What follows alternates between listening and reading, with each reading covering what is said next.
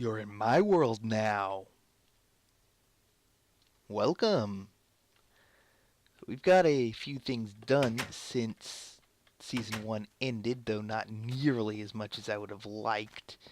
But basically, we've gotten some landscaping done, and we've gotten some paths extended. Tree farm's coming along nicely. Not yet ready for another harvest. And up this way, we've got a new path that leads us up to this building.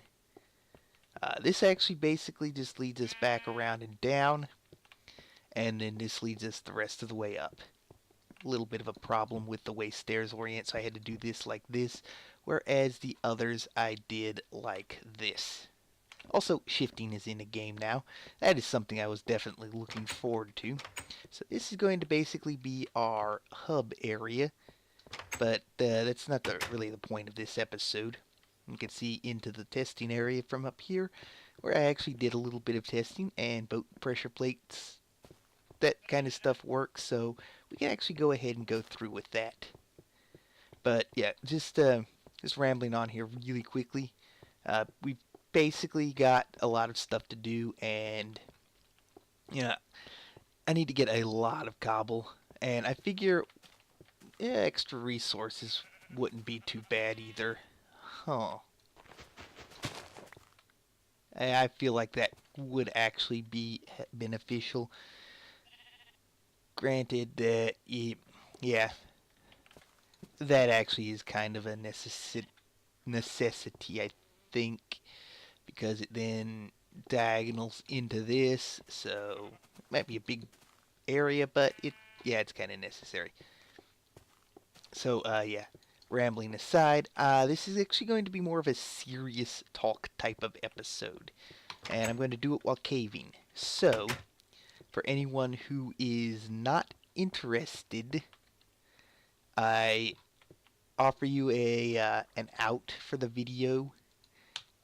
There'll be a distinct cut before I start, so if you want to finish listening to me talk, this topic may not be for everyone, but it's something that just weighs on my heart, and I feel like I need to talk about it. It's something that I've been thinking about, and it's something that includes, well, it's basically, I have a few issues with this myself, and it's going to be a very religious type of topic. So, this is basically a warning of sorts, so that if you absolutely just don't care to hear, you can go ahead and in just a moment shut the video down and just wait till the next episode where things return to normal. Serious talk episodes I don't plan to do very often at all, but like I said, this is something that has really been weighing down on me. So I'm going to go ahead and talk about it. And now that we have shifting and I'm better geared, I'm going to do it while caving. So yeah, I think that would be about it for the introduction. It's, if you notice the title of the video, it is Hypocrisy. So that might give you an idea of what I'm going to talk about. And, I do hope that you stick with me and hear what I have to say, because it is important, but I understand it's not for everyone. I understand not everyone will want to watch this. So, if you're staying, thank you. If you're leaving and waiting till the next episode when things go back to a more normal, less topic-oriented type videos, I understand again, and God bless. And for everyone else who's staying, let's head on down to our our cave, and we'll start chit-chatting about it.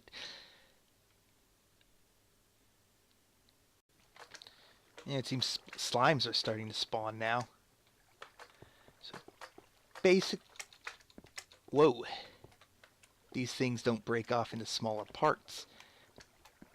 They're just big whole slimes.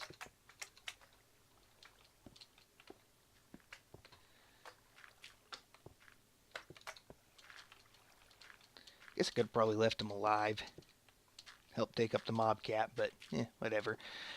Okay, anyway, so our topic, basically it's about, Well, I think the best way to start this one will be with a quote. It's actually from the beginning of a song. It's not actually sung lyrics, more of spoken, and it's DC talk. The greatest single cause of atheism in the world today is Christians who acknowledge Jesus with their lips, then walk out the door and deny him by their lifestyle. This is what an unbelieving world simply finds unbelievable. And everyone pretty much has some degree or another of this hypocrisy. It's pretty much straight up what it is. So basically what this means is it's you basically are going to church on Sunday and then you're coming home from church, going home and doing your own thing, and basically church stayed at church and you go home and you do your own thing. You basically just leave church at church, and when you get home, it's not church anymore. You've done that, and you're just doing your own thing, and it's yeah. Okay, so basically, if let's say you invite a friend of yours to church or something, and so basically, let's say you invite a friend to church, and they're like, "Nah, I don't want to go."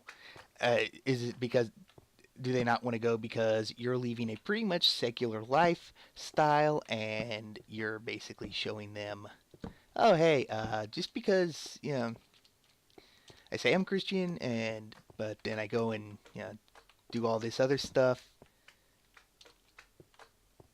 is basically something along the lines of, yes, I know that you say you're a Christian, but I mean if you're gonna go around and not and act just like I would, what why should I also go to church when I could just stay acting the way I do at home and whatnot? It's basically like while you say you're a Christian, you don't act it, and it doesn't leave me any reason to believe there's a really a point. It's basically you want to you want to help save someone, and it's their your actions speak louder than your words, and they're listening hardcore to your actions. So it's not actually going to help them. It goes back to what the quote I read earlier. You're speaking with your lips but denying with your lifestyle, and so that's pushing people away, and it's really not good for the body of Christ. It's actually like I said in the quote before, it's pretty much one of the biggest deterrents there is, and basically it's it's you, it's kind of a big turn off basically, and that's it's not something that's needed. Is a turn off. What we need is to you know actually act and live the way we need to. And it is very difficult. I will admit that. It's just, it's not going to work out because your actions are screaming. There's not really a point, is there?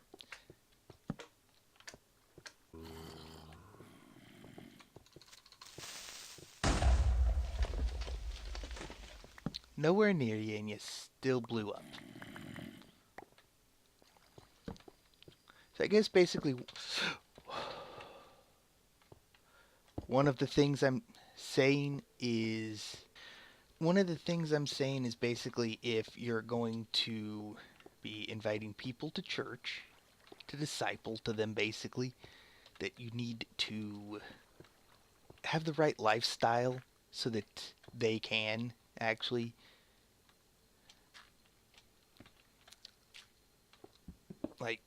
not be turned off by your hypocrisy, for one thing. It's not a short, just invite someone along and that's it kind of thing. It's the lifestyle you live has an impact. Sometimes you need to pray. Sometimes you just need to be uh, devoted more than just like just plain inviting. But basically, I'm not saying that if you're a hypocrite, you're not going to heaven because, well, quite frankly, that would doom pretty much everyone because no one is perfect. There will pretty much always be a time where you're not living perfectly. Pretty much no one can live perfectly. And to think otherwise would be arrogant. I, I can tell you, I definitely don't live perfectly. I wish I could live a better life with less hypocrisy and more being true. But I struggle a lot. I'm not going to deny that.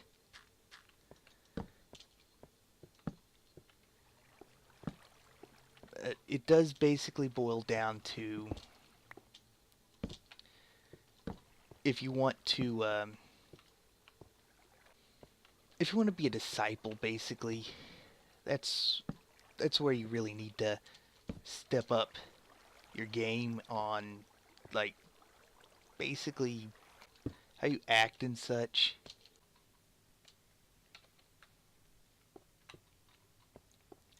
And basically what things boil down to is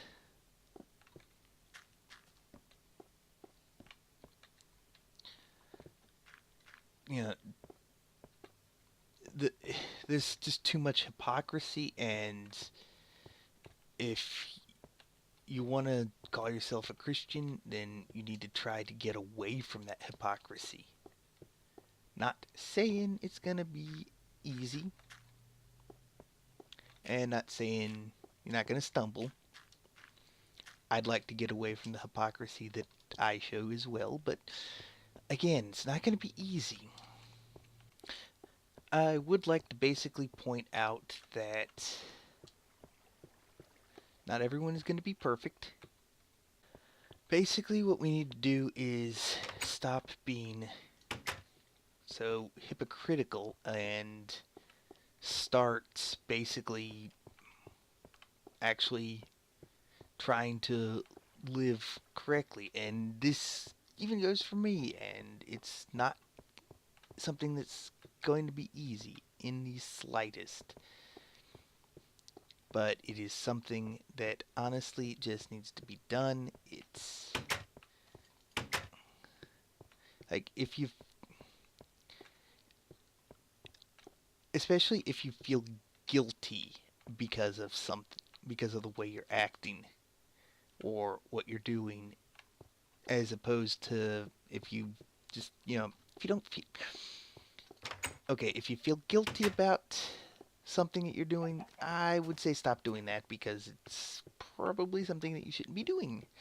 But if you don't feel guilty, well, and you know what you're doing is wrong, and on that, I would have to say it's probably more of a case of actually having the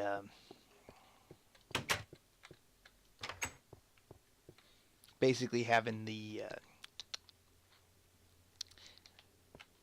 not having a guilty conscience for what you're doing. And while I'm not saying that if you don't feel guilty you're fine, I mean, it's words, exact words that I want to say, I both do and do not have them. Public speaking has never been a strong point of mine. Basically, I don't want to be two-faced about things. I want to be real. I want to be an example. And I'm not saying that this is for everyone, But what I am saying is that more often than not,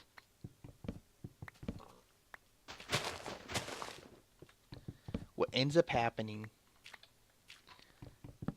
is it's the hypocrisy that turns people away. And if you're trying not to be hypocritical, but people are still being turned away, then maybe someone around you is being hypocritical. And, you know, it's even if it would just, for the sake of Christians, it would just be better if the hip if the if you say you're a Christian, then act like it, live like it. Like don't be a Sunday morning or even a Sunday day Christian. Be a year-round Christian. It's it's something I feel is like a really big problem. Is Christian one day, not Christian 6 other days.